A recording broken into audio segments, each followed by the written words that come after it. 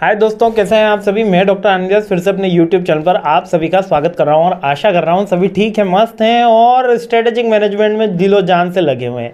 परसों एग्जाम है, मेरे को पता है। अंतिम प्रहार की सीरीज़ थोड़ी लेट स्टार्ट हुई, थोड़ी क्या बहुत ज़्यादा लेट स्टार्ट हुई। यूजुअली हम 2 दिन पहले तो कोशिश रहती है, लेकिन अब कुछ अनफॉर्चुनेट रहा इस बार, तो हम नहीं कर पाए। और एंड डे से पहले मेरी पूरी कोशिश रहेगी कि स्ट्रेटेजिक मैनेजमेंट पूरी की पूरी आप तक अपलोड हो जाए।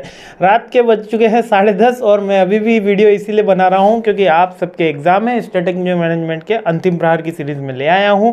फिर से मोस्ट इंपॉर्टेंट 14 क्वेश्चन लाया हूँ। फिर से एक बात और रिमाइंड करा रहा हूँ कि ये पेपर लेंदी पेपर में से एक रहता है। सारी ब्रांचेस हमेशा ये याद रखना कि ये जैसा आपका मार्केटिंग का पेपर या ह्यूमन रिसोर्स मैनेजमेंट का पेपर या जो थ्योरी पेपर रहते हैं, जो कोर थ्योरी पेपर रहते हैं, उनमें से रहता है कुछ थ्योरीज इसके अंदर हैं जहां पर आपको पिन पॉइंट लिखना होगा, जहां पर आपके पेज भरने से ज़्यादा उसके वैल्यू जो कंटेंट है उस पर मिलेगा नंबर।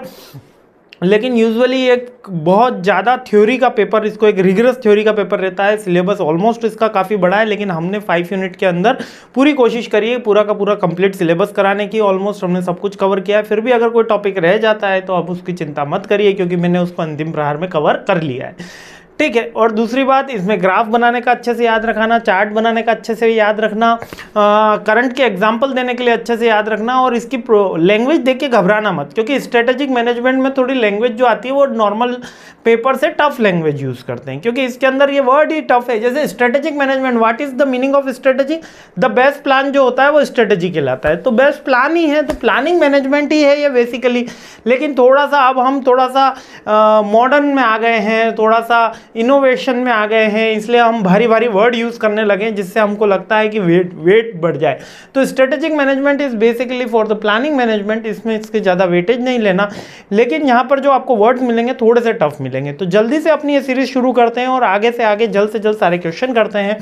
पहला क्वेश्चन क्या आया है जल्दी से देख लेते हैं। अच्छा, थ्योरी बहुत रहेगी तो इसमें टाइम मैनेजमेंट का अच्छे से ध्यान रखना, क्योंकि पेपर बड़ा लेंदी आता है इसका।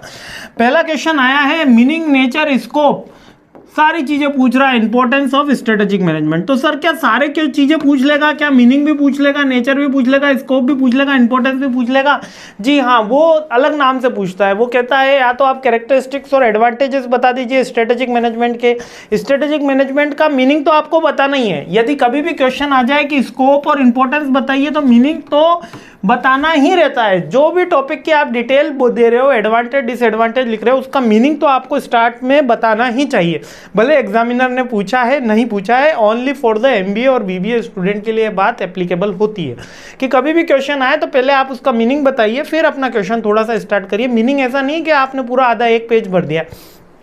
3 लाइनों के अंदर आप अपनी जो टॉपिक है उसको एक्सप्लेन करिए, उसके बाद जो उसका पॉइंट्स बन रहा है लाइक इंपॉर्टेंस, नेचर, तो बताइए, है ना, याद रखिएगा। और मीनिंग पूछ ले तो थोड़ा सा आप उसमें वेटेज और ज़्यादा दे सकते हो। तो चलिए अपना क्वेश्चन शुरू करते हैं।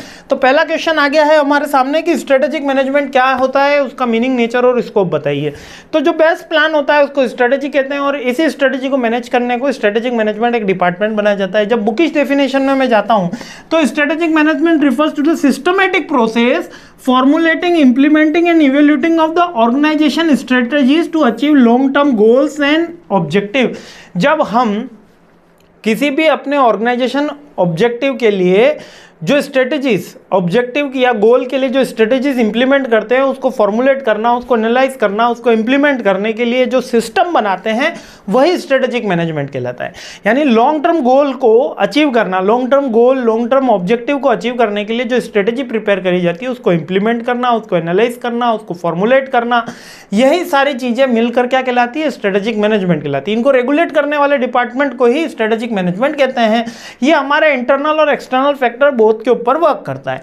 जब मैं इस पे आता हूं इसके नेचर के ऊपर, जब नेचर है तो जैसे स्ट्रेटेजी का नेचर आप प्लानिंग के नेचर से समझिए, है ना, क्योंकि बेस्ट प्लान ही स्ट्रेटेजी होता है ना। जो best plan, plan A, plan B, plan C, तो वो बेस्ट प्लानिंग की जगह आजकल बेस्ट स्ट्रेटेजी बोल दी गई। तो इसलिए आर्मी में आप देखिएगा, आर्मी के अंदर जब भी अटैक करते हैं तो स्ट्रेटेजी क्या है ये बात करते हैं। चेस के अंदर बोलते हैं कि स्ट्रेटेजी क्या है, क्योंकि जब भी टैक्टिक्स की बात होती है तब स्ट्रेटेजी वर्ड यूज़ किया जाता है। तो सबसे पहला नेचर क्या है, स्ट्रेटेजी हमेशा कंटिन्यूस होती है, फ्लेक्सिबल होती है ना, क्योंकि बेस्ट प्लान हमेशा फ्लेक्सिबल होगा, कंटिन्यूस होगा और कॉम्प्रिहेंसिव अप्रोच होगी। कॉम्प्रिहेंसिव अप्रोच का मतलब इसमें मार्केट वॉलेटाइजेशन का याद होगा, इसमें कस्टमर सेटिस्फेक्शन भी होगा, इसके अंदर एम्प्लॉय सेटिस्फेक्शन भी होगा, सारे स्टेक होल्डर की सारी बातों की चिंता करी जाती है।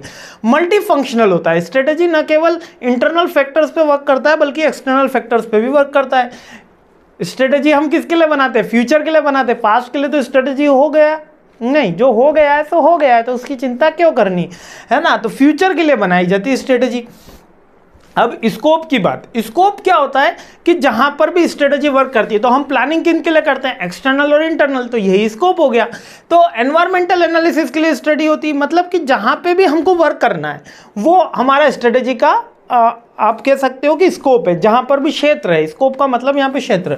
तो एनवायरनमेंट का एनालिसिस करना हो, इंटरनल एनालिसिस करना हो, एक्सटर्नल एनालिसिस करना हो, स्ट्रेटेजी को फॉर्मुलेट करना और स्ट्रेटेजी को इंप्लीमेंट करना और स्ट्रेटेजी को इवेल्युएट करना, ये तो स्ट्रेटेजी मैनेजमेंट का वर्कआउट है। वैसे तो internal external factor is enough, लेकिन कुछ कुछ बुक्स के अंदर क्या लिखा है कि स्ट्रेटेजी को बनाना, स्ट्रेटेजी को इंप्लीमेंट करना, स्ट्रेटेजी को एनालिसिस करना भी स्ट्रेटेजिक मैनेजमेंट का पार्ट है। इंटरनल फैक्टर्स का एनालिसिस करना भी स्ट्रेटेजिक मैनेजमेंट का पार्ट है। एक्सटर्नल फैक्टर्स का एनालिसिस करना भी स्ट्रेटेजिक मैनेजमेंट का पार्ट है। इसके अलावा और क्या पार्ट है, एनवायरमेंट का एनालिसिस करना। अब एनवायरमेंट तो एक्सटर्नल फैक्टर में आ जाता है, लेकिन पॉइंट बढ़ाया जाता है एग्जाम, है ना। इसी तरह आपको भी एग्जाम में पॉइंट बढ़ाने हैं। अब इंपॉर्टेंस क्या है, अगर मेरे पास बेस्ट स्ट्रेटेजी होगी और स्ट्रेटेजिक मैनेजमेंट होगा तो क्या होगा, सस्टेनेबल ग्रोथ होगी, बेटर कॉम्पिटिटिव एडवांटेज होगा, कॉस्ट इफेक्टिवनेस आएगी, मार्केटिंग इफेक्टिवनेस आएगी, बेटर प्लानिंग होगा, बेटर कंट्रोल होगा, बेटर कोऑर्डिनेशन होगा, बेटर डायरेक्टिंग होगी। यही सारी चीज़ें अपन को डिफरेंट लैंग्वेज में दे रखी। देखिए डायरेक्शन की सेटिंग में आपको ईजी होगा, रिसोर्स अलोकेशन में ईजी होगा, कॉम्पिटिटिव एडवांटेज मिलेगा, एडेप्टेबिलिटी हो जाएगी, फ्लेक्सिबिलिटी क्योंकि इसका नेचर है, परफॉर्मेंस आपकी इंप्रूव हो जाएगी, रिस्क मैनेजमेंट हो जाएगा और इसके साथ ही क्वेश्चन समाप्त हो जाएगा, है ना। तो इसमें से चिंता करने की बात नहीं, पेपर लेंदी है लेकिन इजी है, थोड़ी सी भाषा टफ है लेकिन आंसर इजी है। तो ज़्यादा परेशान मत होना, थोड़ा सा मेरी बातों को फोकस करना। यहाँ पर किसी रिलेवेंट इंडस्ट्री का एग्जाम्पल लेके या जो आपको बेस्ट नॉलेज इंडस्ट्री लग रही हो या कंपनी लग रही हो उसका एग्जाम्पल लेके अगर आप राइट करोगे, किसी भी प्रोडक्ट डेवलपमेंट के रिगार्डिंग स्ट्रेटेजी हो गया, कहीं नई मार्केट में घुसने के लिए कोई स्ट्रेटेजी हो गया, किसी प्रोडक्ट को डाउन करने के लिए कोई स्ट्रेटेजी हो गया, किसी भी कारण की कोई स्ट्रेटजी आ गई, कोई भी बिजनेस रिसर्च, कोई पार्टनरशिप, एक्विजिशन, मर्जर की कोई स्ट्रेटजी आ गई, उससे अगर रिलेवेंट करके क्वेश्चन राइटअप करते हैं तो इसमें अच्छे नंबर निश्चित तौर पे मिलते हैं। तो मस्त रहिए, खुश रहिए, मुस्कुराते रहिए। अगले क्वेश्चन पे हमला बोलते हैं। जय हिंद।